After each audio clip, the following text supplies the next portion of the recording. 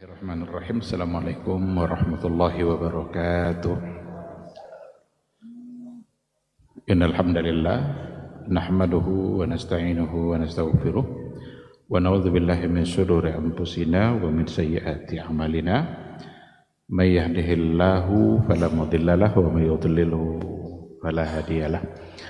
Asyhadu an la ilaha illallah wahdahu la syarika lahu wa asyhadu anna Muhammadan abduhu wa rasuluhu la nabiyya wa la rasula ba'dah. Akhwati fillah, hadirin hadirat kaum muslimin dan muslimat yang dimuliakan Allah. Bersyukur kita kepada Allah Subhanahu wa taala untuk semua nikmat dan karunia Allah yang tidak pernah putus dalam kehidupan kita. Dimanapun kita berada, saat apapun, dalam kondisi apapun, ternyata di situ pasti ada nikmat Allah yang menyertai kita. Maka kita tidak boleh putus bersyukur, karena nikmat Allah itu yang tak pernah putus dalam kehidupan kita. Tidak pernah bosan untuk memuji Allah, karena kita tidak pernah bosan dalam meminta, dalam berharap. Ada aja permintaan kita dalam setiap hari, dan Allah mengabulkan sesuatu yang memang sudah kita butuhkan. Walaupun terkadang Allah menunda dulu untuk sesuatu yang kita inginkan. Maka dalam kehidupan kita ini ada yang kita inginkan, ada yang kita butuhkan. Yang dibutuhkan pasti Allah berikan langsung. Yang kita inginkan, kalau kata Allah belum butuh, maka dia tidak memberinya. Dan semua itu adalah bagian dari rahmat dan karunia dan kasih sayang Allah Subhanahu wa taala dalam kehidupan kita. Maka senantiasalah menjadi hamba yang syakirin, untuk kemudian Allah berjanji pula menambah nikmat bagi siapa saja yang bersyukur. Maka salah satu dari cara menambah nikmat itu adalah dengan bersyukur. Cara yang paling mudah agar nikmat tetap bertambah itu adalah dengan mensyukurinya. Ikhwati fillah, sebagai umat Nabi Muhammad sallallahu alaihi wasallam, maka sepantasnya pula kita untuk banyak-banyak berselawat dan banyak-banyak bersalam untuk beliau yang memang sangat berjasa dalam kehidupan kita. Karena beliaulah kita tahu mana yang baik, mana yang buruk. Karena beliau diutus menjadi Rasul, kita paham bagaimana cara menyembah Allah, bagaimana cara mengisi kehidupan, bagaimana cara berbuat perbuatan-perbuatan yang masuk dalam kategori amal saleh. Mudah-mudahan kita semua dimudahkan oleh Allah Subhanahu wa taala untuk setia berada di atas sunnahnya, dan mudah-mudahan nanti di hari mahsyar kita semua bisa atau diizinkan oleh Allah Subhanahu wa taala untuk mendapatkan syafaatnya. Amin amin ya rabbal alamin. Ikhwati fillah, ma'asyiral hadirin wal hadirat, rahimani Allah wa iyyakum. Malam hari ini insyaallah kita akan kembali melanjutkan kajian akidah kita, kajian tauhid melalui sebuah buku Al-Muntaqa min Syuruhi Salasati Al-Usul. Kita malam hari ini masuk pada asal atau fondasi yang kedua. Jadi al-usul salasah itu kan 3 landasan utama, 3 fondasi utama di dalam beragama. Yang pertama itu sudah kita bahas, alhamdulillah. Al-aslul awwal itu adalah ma'rifatullah, mengenal Allah. Ini fondasi yang paling asas, yang paling utama. Di atas itulah nanti kita bangun semua agama kita, mesti kita kenal dengan Allah. Mesti kita tahu siapa Rabb kita. Mesti kita mengerti siapa yang memang pantas untuk kita sembah dalam kehidupan kita. Ini al-aslul awwal. Ma'rifatullah, mengenal Allah. Kita sudah berikan penjelasannya bagaimana kita harus kenal dengan kebesaran Allah melalui nama dan sifatnya. Kita mengenali Allah melalui rububiyahnya, dan kita juga mengenali Rabb kita melalui uluhiyahnya. Sesuatu yang berkaitan dengan ibadah yang harus semuanya kita berikan, kita serahkan hanya kepada Allah Subhanahu wa taala. Ini bagian terakhir yang kemarin kita bahas. Ada namanya nazar, ada azabhu, menyembelih. Amal itu nanti ada yang amal zahir, ada yang amal batin, ada yang amal badan, ada yang amal hati. Kalau amal hati seperti kita bertawakal kepada Allah, takut kita hanya kepada Allah, dan lain sebagainya. Ini semua alhamdulillah, mudah-mudahan menjadi ilmu bagi kita bersama. Malam hari ini kita masuk al-aslus tsani.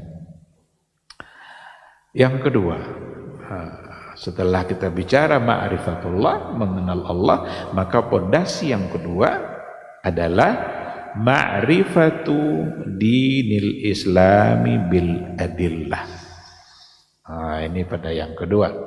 Ma'rifatu dinil Islam, mengenali agama Islam bil adillah.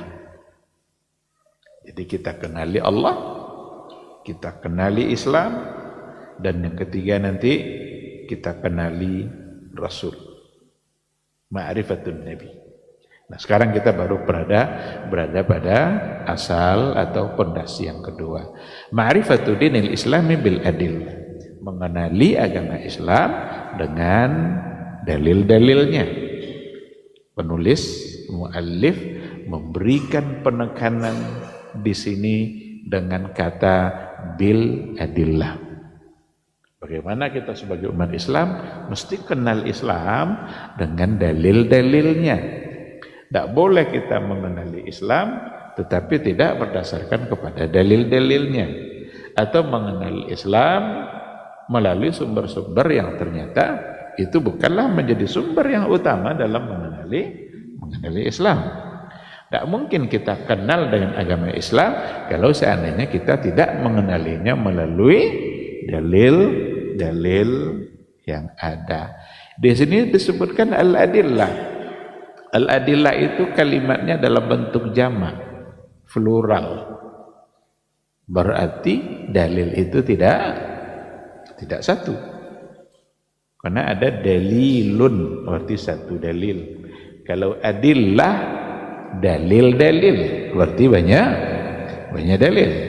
Maka ini kalau dibawa kepada kajian usul fikih, para ulama usul membagi dalil itu kepada dua. Ada dalil yang sifatnya disepakati dan ada dalil yang diperselisihkan. Nanti ada pembagian yang lain, ada dalil yang asal, ada dalil yang sifatnya tambahan. Kalau sumber Islam itu, dalil utamanya itu adalah Al-Quran, Sunnah. Al-Quran dan Sunnah. Nanti ada dalil-dalil tambahan, ada dalil-dalil yang lain yang oleh para ulama dijadikan atau itu bisa menjadi sumber untuk mengenali Islam. Nanti kita singgung sedikit-sedikit. Jadi al-aslus tsani ma'rifatu dinil islami bil adillah. Wa huwa, yaitu dinul Islam, yaitu al-istislamu lillahi bitauhid. Berserah diri kepada Allah dengan mentauhidkannya. Itu yang pertama. Wal inqiyadu lahu bitta'ah, tunduk kepada Allah dalam bentuk at-ta'ah, ketaatan. Yang ketiga, wal bara'atu minasyirki wa ahlihi, berlepas diri dari semua bentuk perbuatan syirik, wa ahlihi, dan ahlus syirki. Jadi berlepas diri dari perbuatan syirik dan para pelakunya. Ahlu itu berarti pelakunya, syirik itu berarti perbuatannya. Maka dinul Islam itu simpulannya nanti pada 3 hal ini. Tidak akan keluar dinul Islam dari yang 3 ini. Yang pertama, al-istislam lillah bitauhid, berserah diri kepada Allah dalam bentuk mentauhidkannya. Ini yang pertama, dan ini adalah inti.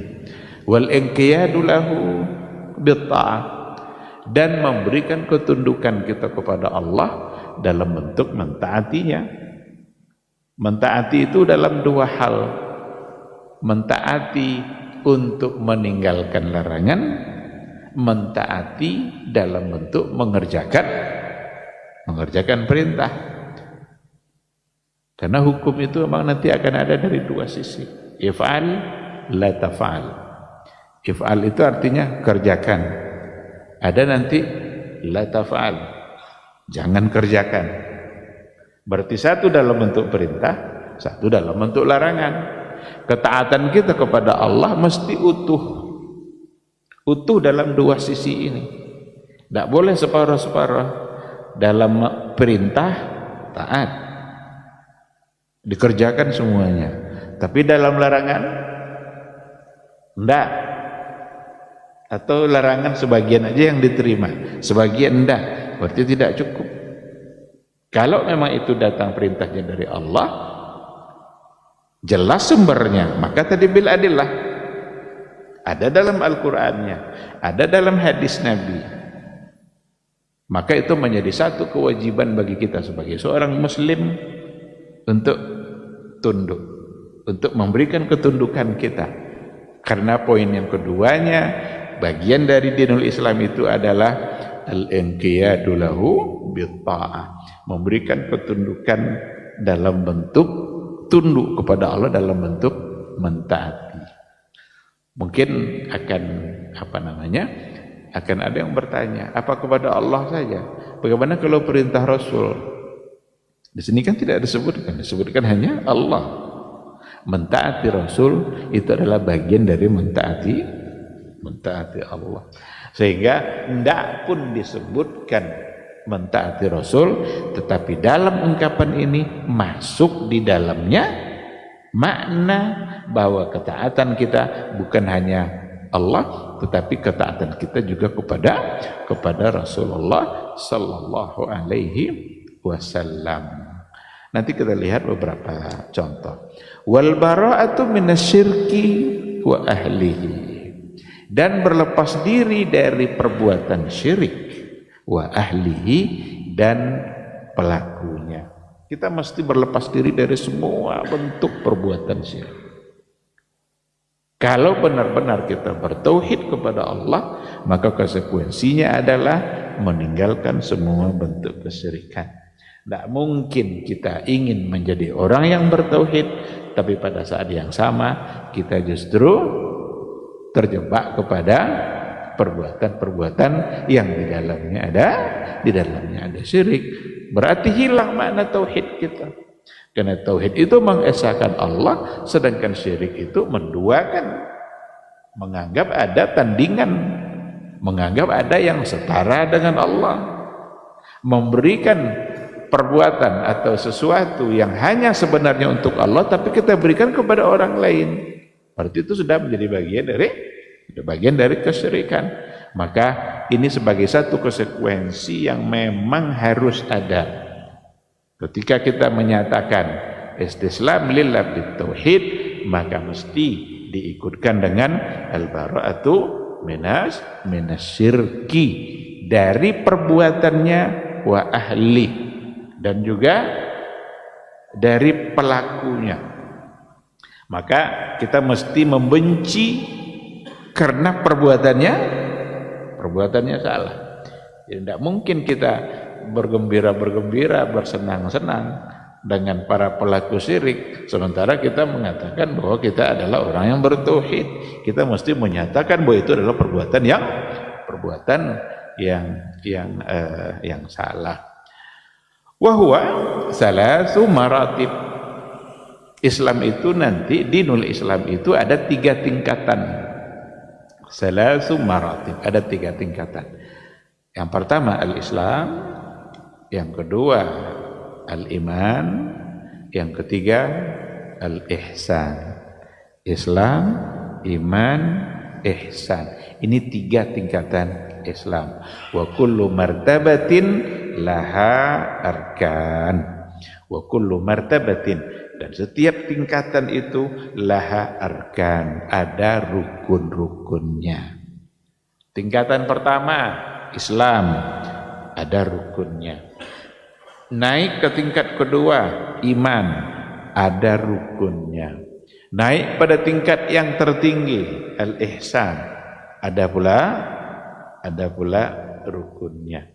Maka pada al-aslus tsani inilah yang akan menjadi bahasan nanti khusus pada landasan yang kedua ini. Kita akan berbicara tentang Islam, iman,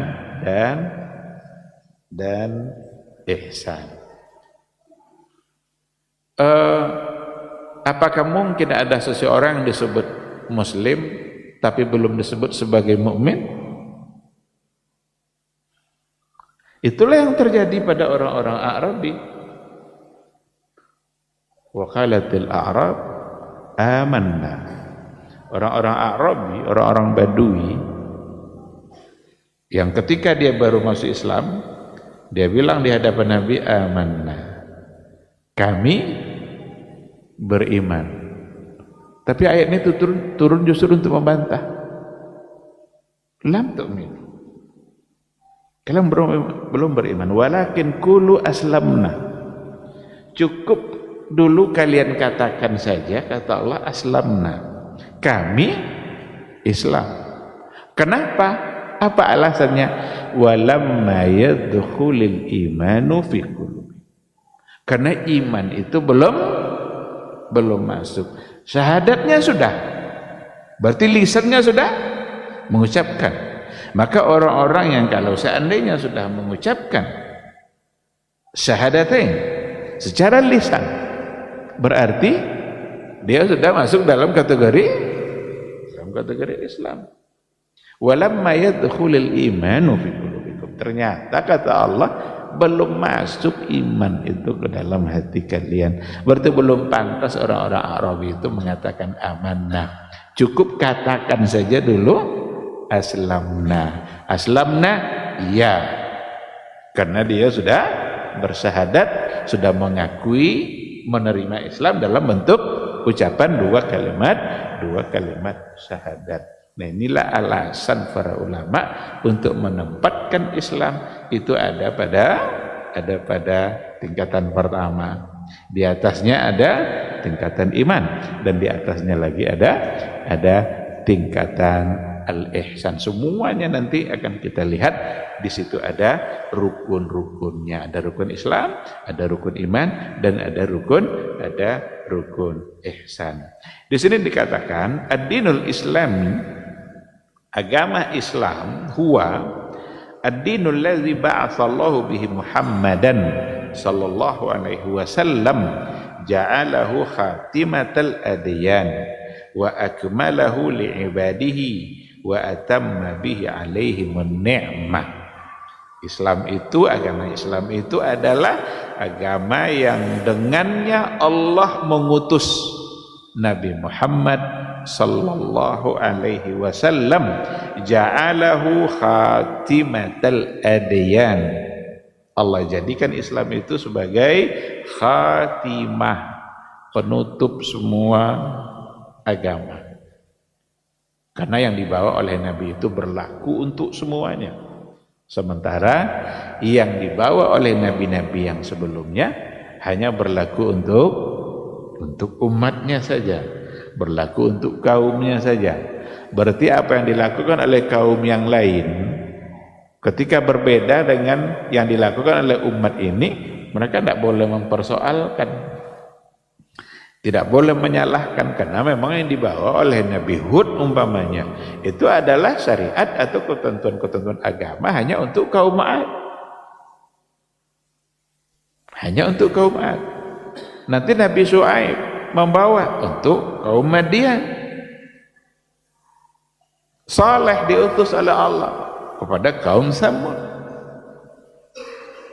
Tapi ketika Nabi Muhammad sallallahu alaihi wasallam membawa Islam, khatimatul adyan, sebagai penutup semua agama tadi, maka Nabi membawa kesempurnaannya, wa akmalahu li'ibadi. Allah sempurnakan Islam itu untuk hamba-hambanya, wa atamma bihi alaihim ni'mah, dan Allah sempurnakan nikmat itu dengan kesempurnaan Islam yang dibawa oleh Rasulullah sallallahu alaihi wasallam.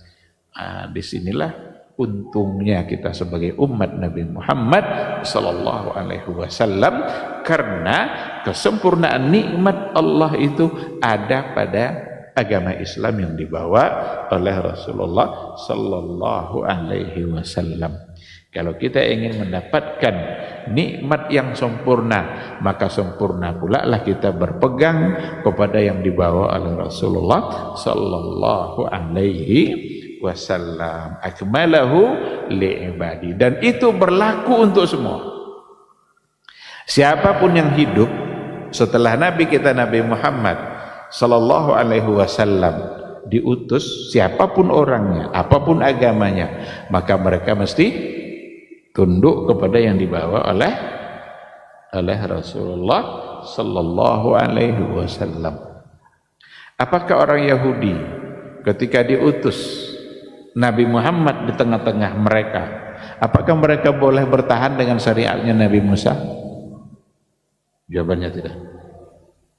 Ketika ada Nasrani, dua-duanya disebut dengan ahlul kitab, mereka punya kitab, tapi pada saat Nabi sudah diutus sebagai Rasul, apakah mereka mesti mengikuti Nabi Muhammad sallallahu alaihi wasallam? Jawabannya iya. Tidak ada yang boleh bertahan, oh ini kan syariat kami. Tidak, itu dulu. Ketika Nabi kita datang, Nabi Muhammad sallallahu alaihi wasallam, maka semua umat yang ada sampai hari kiamat mesti tunduk dan mengikuti yang dibawa oleh Nabi kita. Andaikan mereka tidak mengikutinya, apakah mereka bisa disalahkan? Mereka bisa disalahkan. Berarti mereka salah karena tidak mengikuti yang dibawa oleh Nabi Muhammad sallallahu alaihi wasallam. Mesti dianggap salah.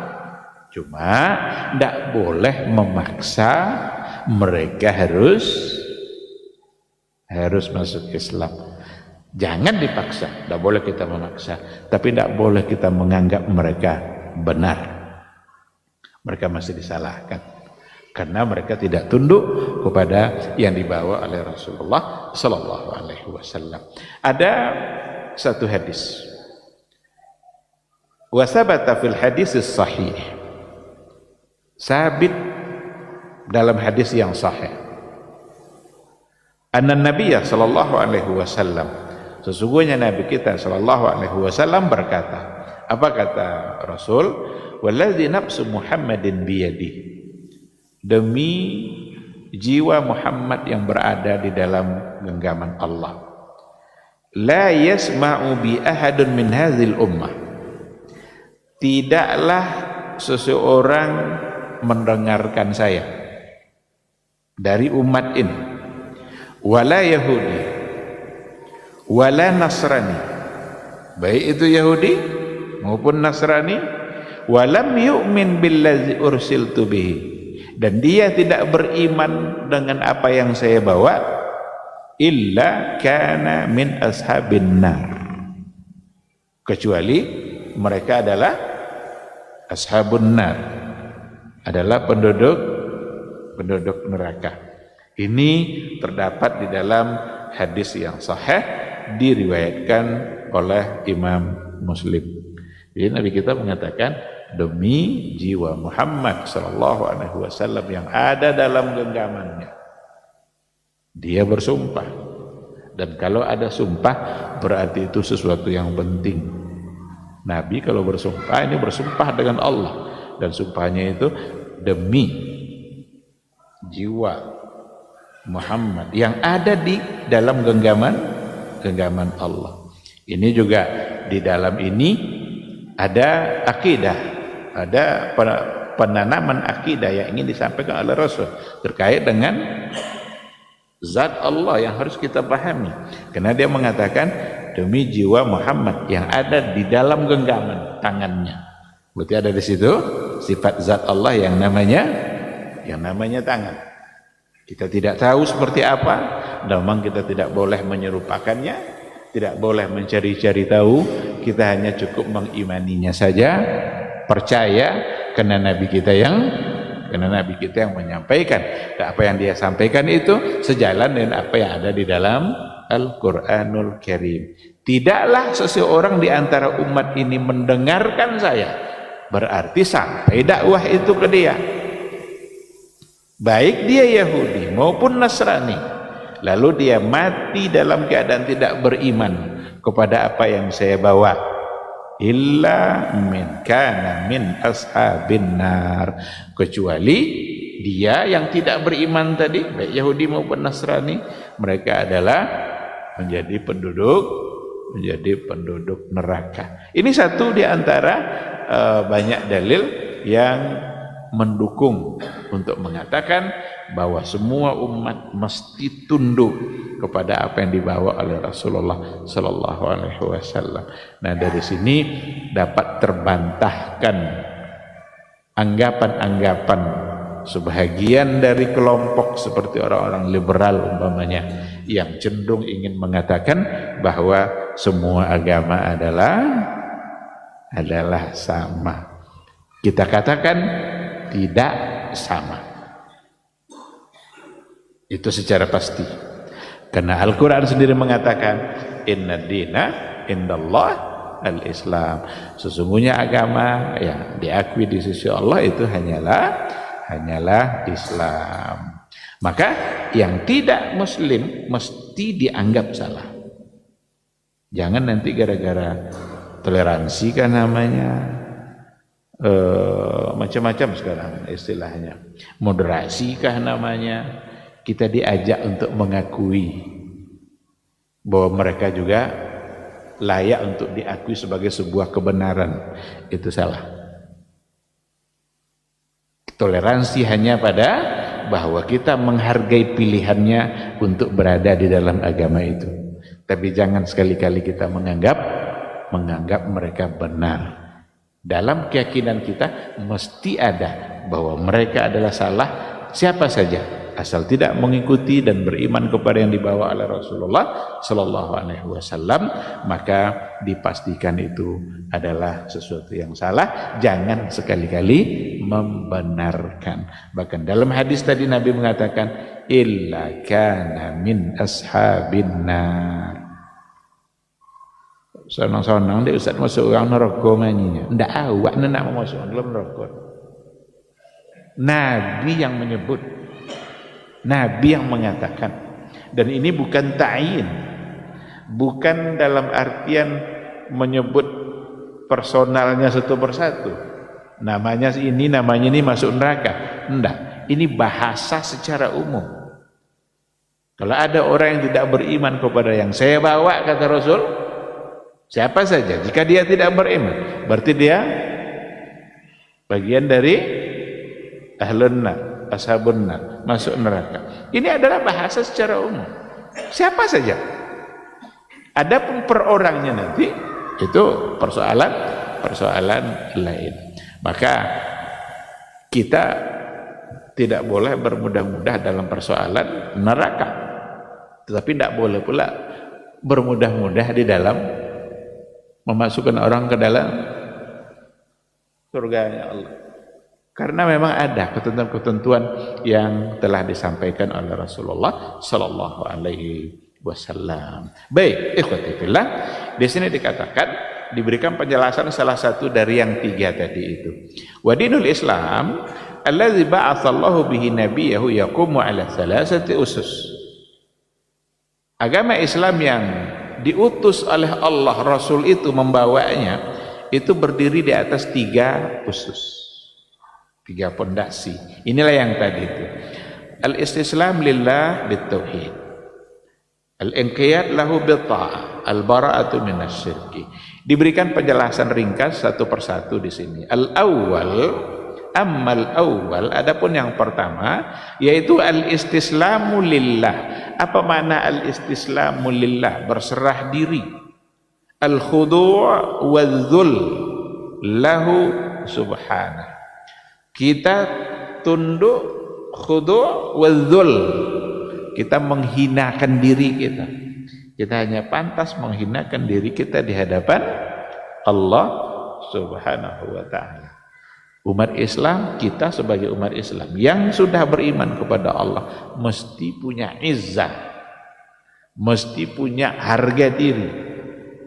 Dan kepada siapa kita pantas menghinakan diri kita? Hanya kepada Allah. Al-khudu' wal-dhul lillahi subhanahu wa ta'ala, kepada Allah subhanahu wa ta'ala. Kenapa kita hanya pantas menghinakan diri kita kepada Allah saja? Karena kita menggantungkan kehidupan kita kepadanya. Kalau seandainya kita punya harapan hanya kita bisa berharap kepada Allah subhanahu wa ta'ala. Kita berserah diri dan itu hanya pantas kepada Allah subhanahu wa ta'ala. Dia yang memberikan segala-galanya dalam kehidupan kita. Takkah kita pantas menghinakan diri kita kepada dia? Dan ini artinya tidak boleh kita menghinakan diri kita kepada orang lain, tidak boleh kita menghinakan diri kita kepada selain Allah.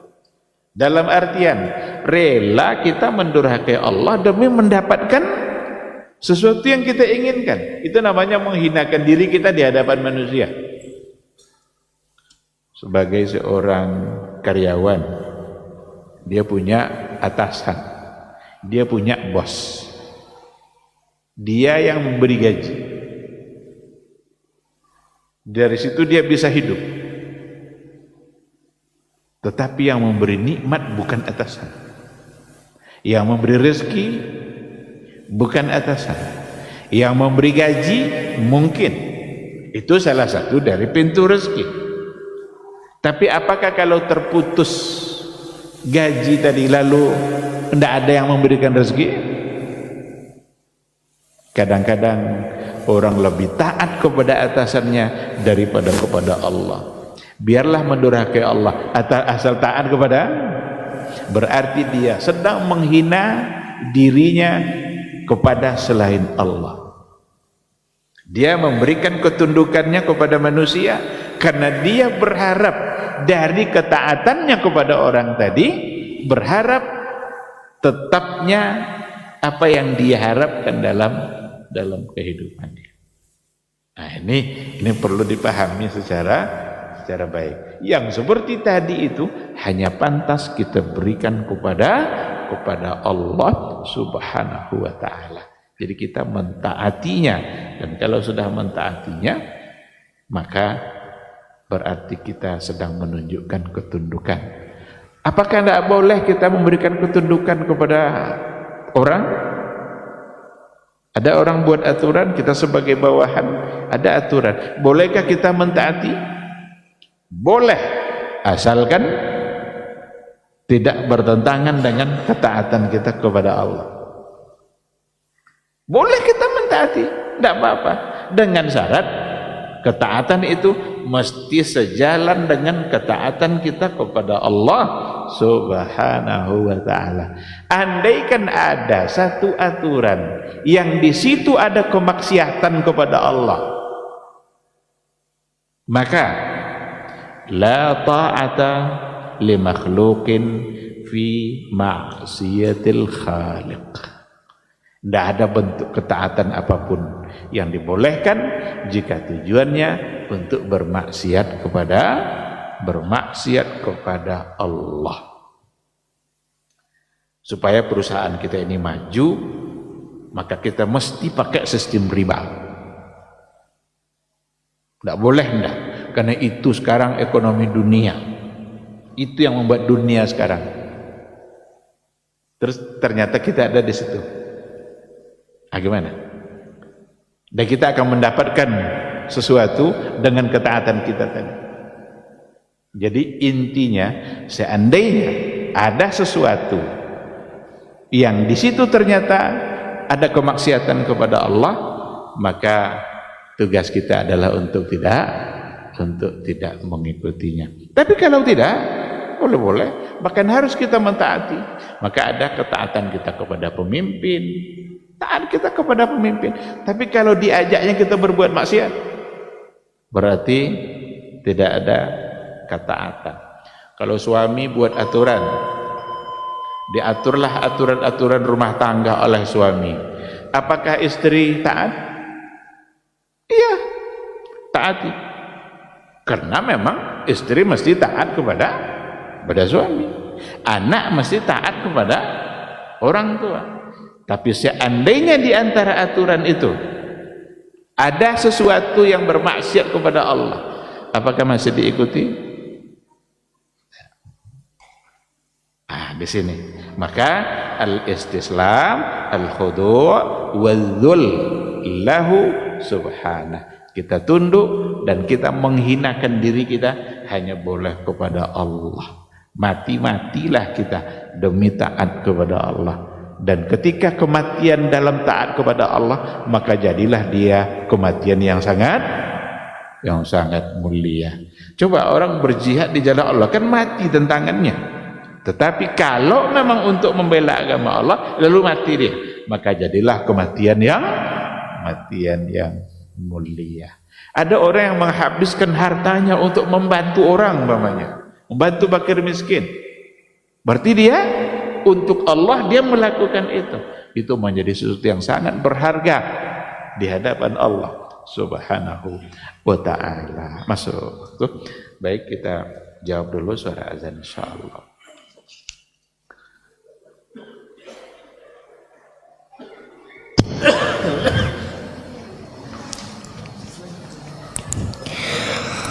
Allahu Akbar,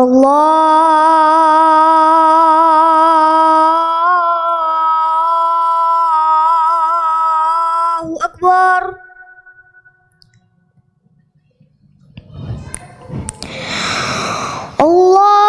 Allahu Akbar,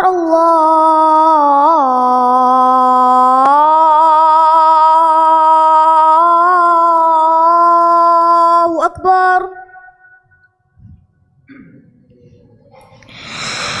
Asyhadu an la ilaha illallah.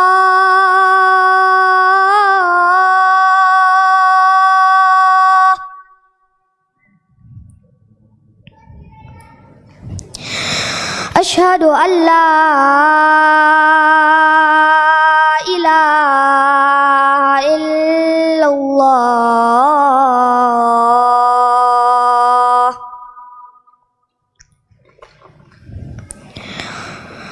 Asyhadu anna Muhammadar Rasulullah.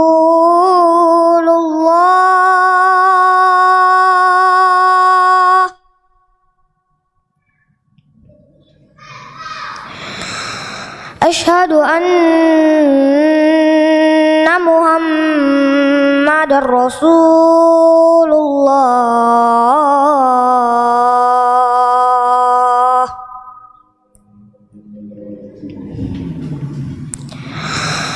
Hayya 'alas shalah.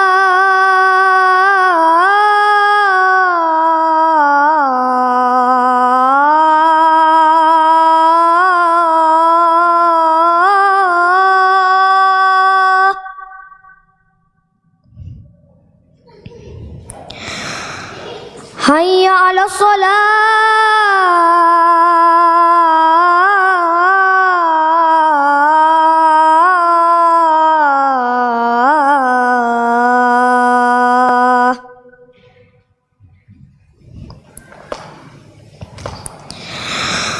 Hayya 'alal falah.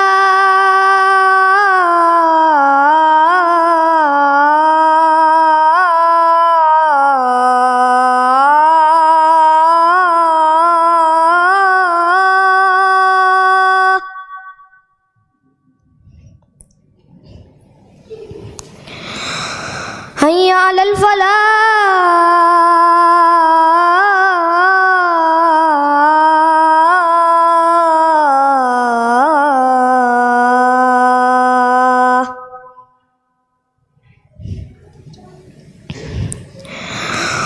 Allahu akbar,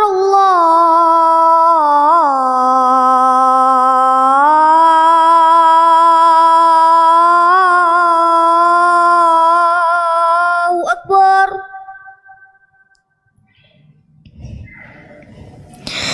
La ilaha illallah.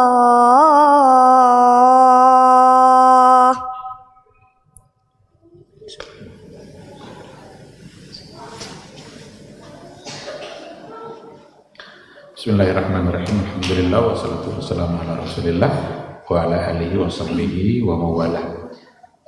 Kita lanjutkan materi kita. Jadi yang pertama, berserah diri kepada Allah dalam artian tunduk dan menghinakan diri. Hanya pantas itu Allah. Dan di sini dikatakan berserah diri kepada Allah bitauhid, dalam bentuk mentauhidkan. Ini tercakup ke dalamnya baik rububiyah maupun uluhiyah. Kalau rububiyah, ketika ada takdir-takdir Allah yang berlaku dalam kehidupan kita, kita mesti berserah diri kepada Allah. Ini adalah takdir, ini adalah ketentuan daripada Allah Subhanahu wa ta'ala. Ketika Allah berikan kita musibah, Allah uji kita dengan berbagai macam bentuk musibah, keadaan-keadaan yang tidak kita inginkan. Mungkin kita sakit, mungkin anak kita meninggal. Apa bukti kalau kita al-istislam? Apa bukti kalau kita tunduk? Kita kembalikan itu semua kepada Allah.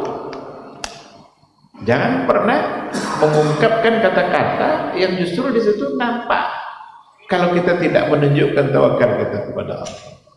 Apalagi menganggap Allah tidak adil. Minggu ini musibahnya ini, minggu depan ini musibahnya. Orang lain ganti-ganti terus nikmat yang dia dapatkan. Ini Allah tidak adil ini. Ada dugaan seperti itu, ada zon yang itu sangat salah.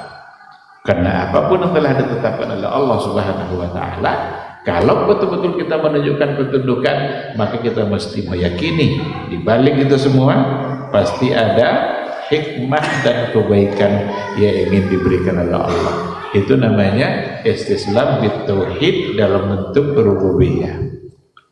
Saya kira mungkin semua kita masih ingat, terus kita sudah berikan penjelasannya.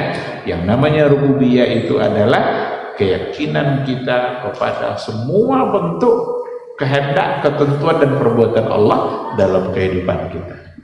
Dia sebagai khalik, dia sebagai pemberi rezeki, dia yang mendatangkan musibah, dia yang mengeluarkan kita dari musibah. Itu semua mesti kita meyakini. Dan kalau seandainya kita sakit, jangan coba-coba cari cara sembuh selain daripada cara yang diizinkan oleh Allah.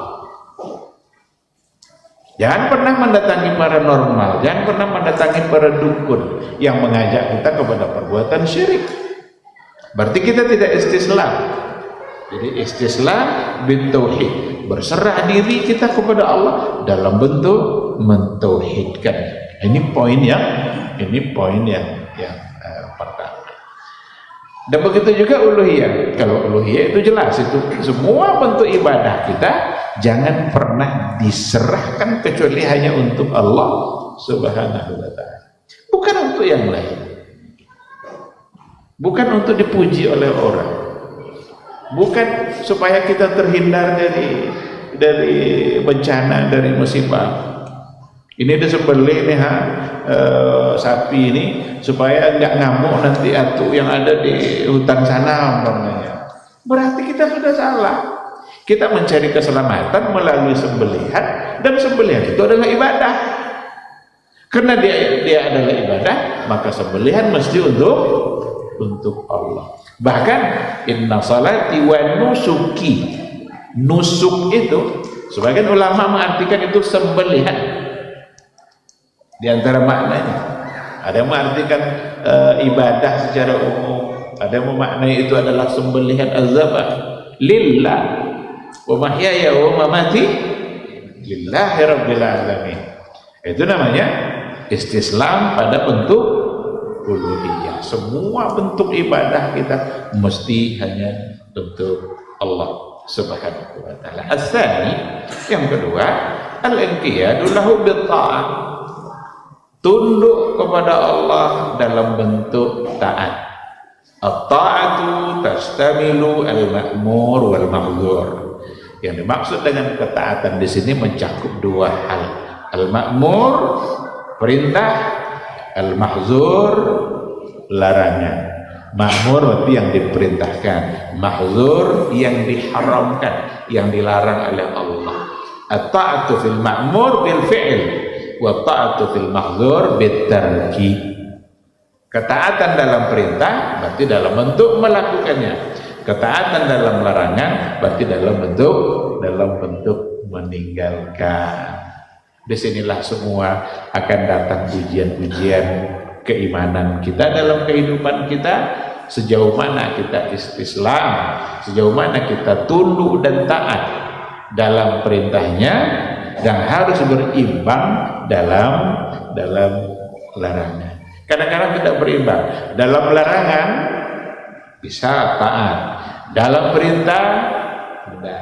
Atau sebaliknya, dalam perintah taat, dalam larangan agak sulit untuk mentaati Allah. Nah, kita berharap Allah benar-benar memudahkan kita untuk taat pada dua, baik dalam melaksanakan perintahnya ataupun dalam meninggalkan larangannya. Dan ketika dikatakan di sini taat kepada Allah, maka mencakup dari taat kepada Rasulullah Sallallahu Alaihi Wasallam. Kenapa dalam ayat dikatakan Qul ati'u Allah wa ati'ur Rasul. Taatlah kepada Allah dan taatlah kepada Rasulullah Sallallahu Alaihi Wasallam.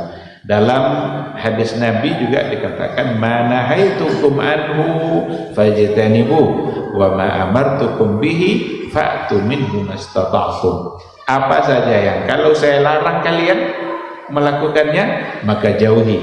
Ini kata Nabi.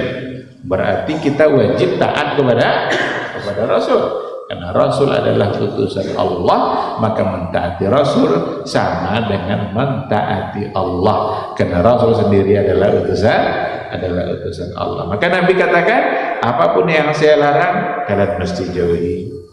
Wa ma amartukum bihi, dan apapun yang saya perintahkan, fa'tu minhu mastata'tum, maka kerjakan, lakukan sesuai dengan batas kemampuan kalian.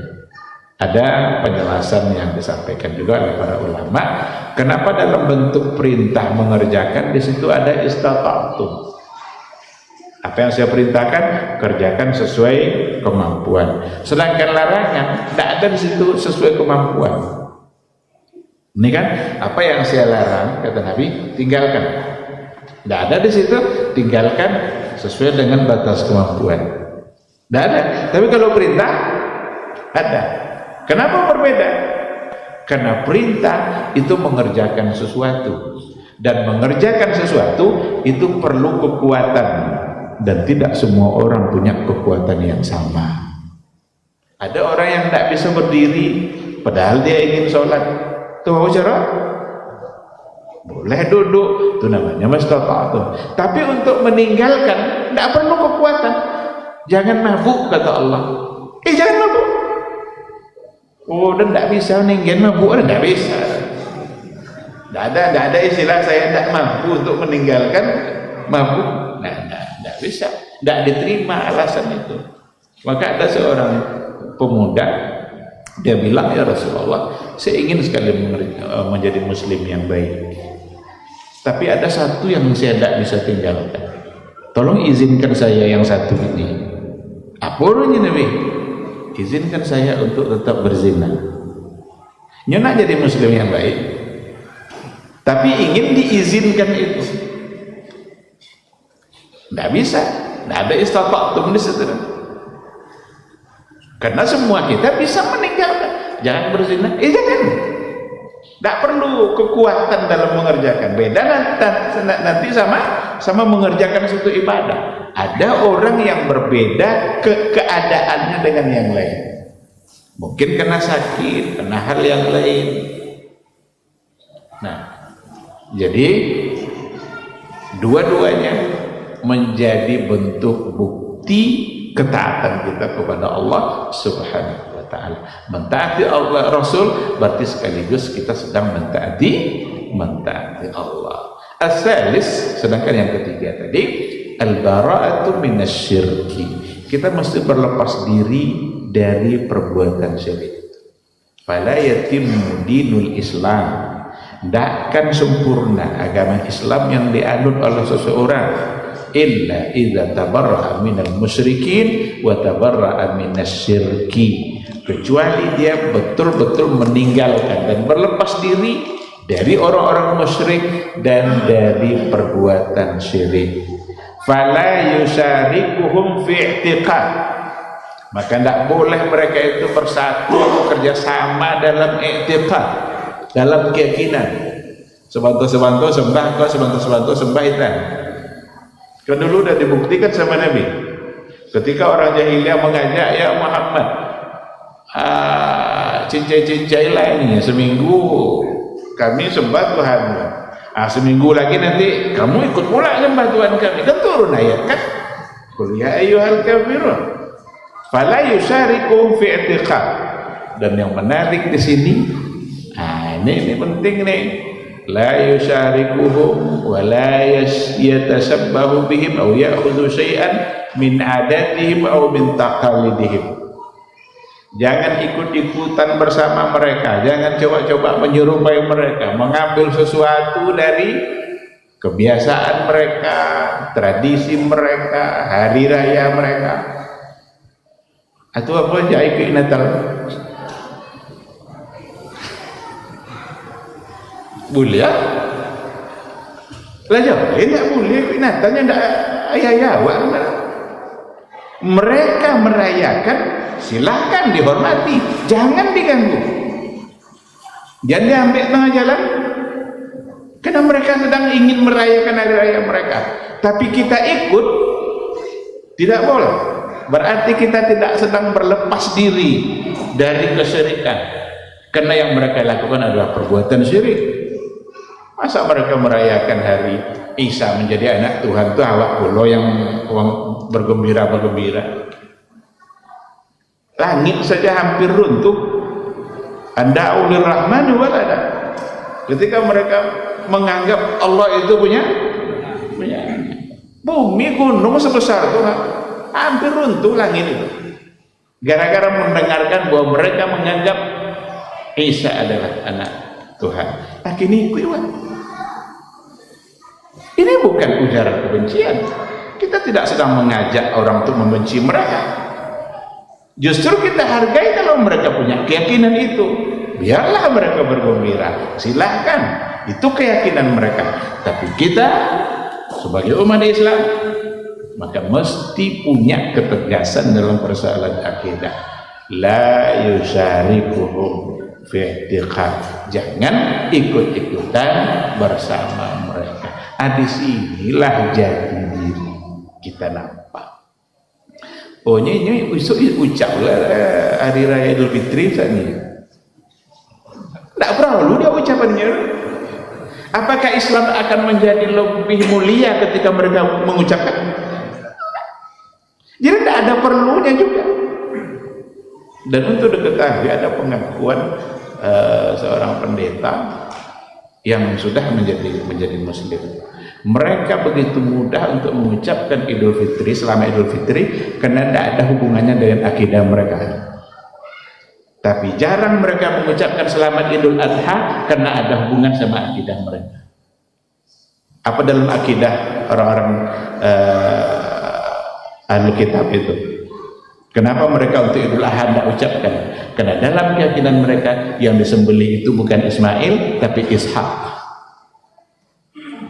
Jadi kan kita kan kalau hari raya Idul Adha itu kan banyak ayat-ayat yang dibaca itu bahwa Nabi Ibrahim dulu hampir saja menyembelih Ismail.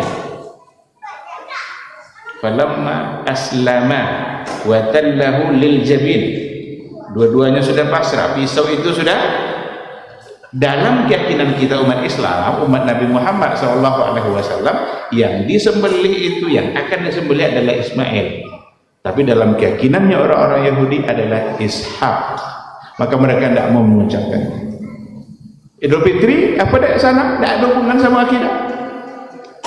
Nah sekarang mengucapkan Natal ada tidak hubungan sama akidah?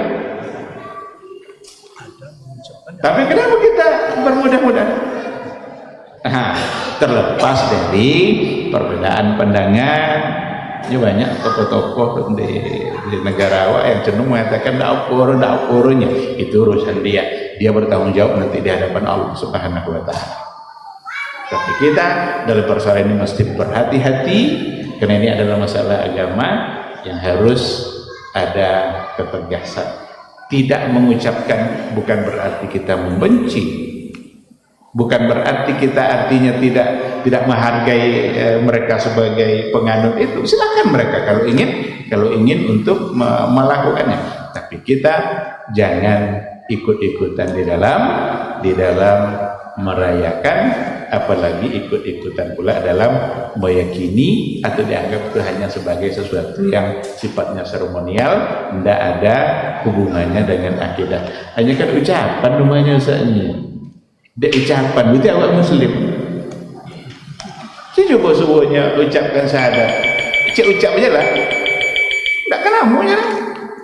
Jadi ucapan itulah yang langkah awal membuat kita menjadi seorang muslim. Dan bisa-bisa ucapan juga yang akan menyebabkan kita keluar dari muslim. Maka kita perlu bara'atun minasyirki. Perlu berlepas diri dari perbuatan syirik dan juga dari pelaku syirik. Ikhwati fillah, ma'asyiral hadirin wal hadirat rahimanallahu wa iyyakum. Mungkin sampai di sini sebagai pembuka dari al-aslus tsani. Nanti insyaallah akan kita mulai bahas satu persatu maratib ad-din yang tadi itu, al-Islam, al-iman dan al-ihsan. Mudah-mudahan Allah memudahkan kita untuk tetap bermajelis. Kita buka pertanyaan kalau ada, silakan Ustaz. Waalaikumsalam warahmatullahi wabarakatuh.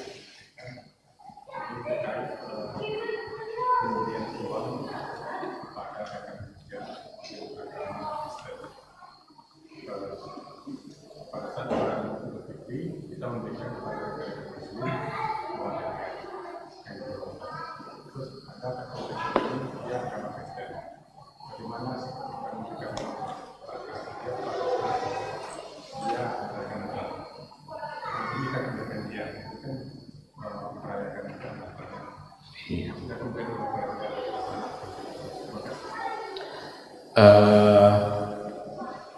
kan ada semacam kebiasaan-kebiasaan gitu ya, THR atau apa yang kita berikan kepada kawan-kawan kita. Andai kan ini adalah bagian dari persoalan muamalah, maka dalam persoalan muamalah tidak dihalangi umat Islam untuk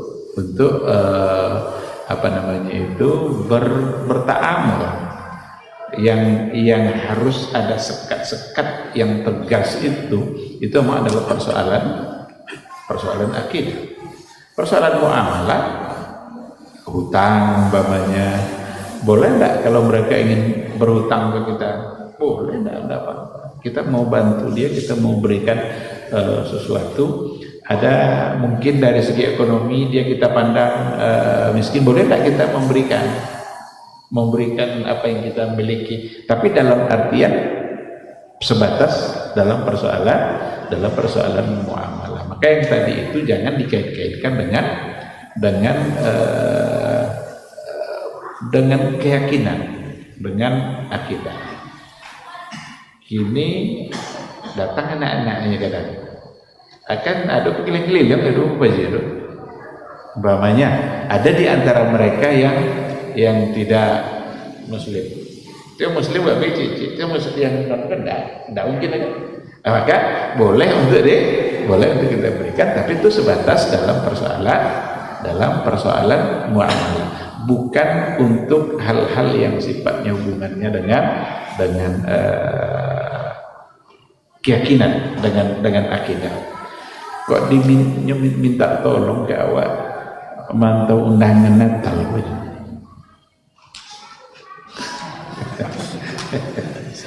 tolong ampun bunganya dan sakit dan ini tolongnya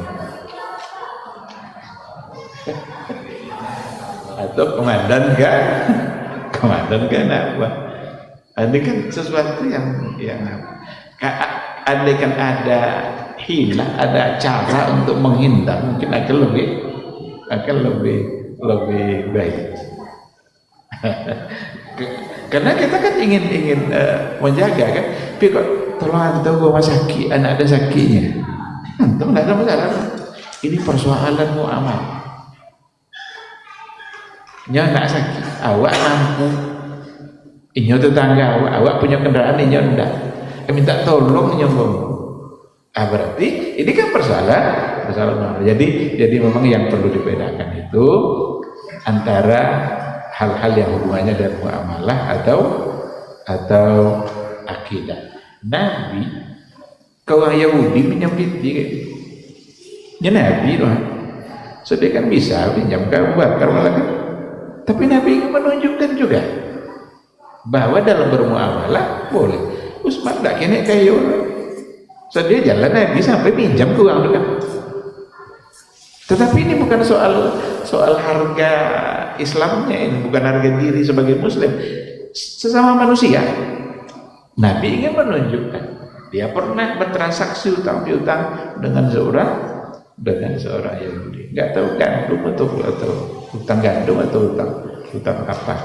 Nah, maka sekali lagi tengok saja, jika memang itu sebatas dalam persoalan yang hubungannya dengan muamalah, maka itu dalam batasan-batasan yang dapat dibenarkan. Wallahu subhanahu wa ta'ala. Cukup? Pas? Baik, saya kira cukup sampai di sini kajian kita malam hari ini. Mudah-mudahan bermanfaat. Semoga Allah selalu membuka hati kita untuk mendapatkan ilmu, mendapatkan kebenaran, dan memberikan kita semangat untuk istiqamah berada di atas kebenaran itu. Subhanakallahumma bihamdika, asyhadu an la ilaha illa anta, astaghfiruka wa atubu ilaik. Wassalamualaikum warahmatullahi wabarakatuh.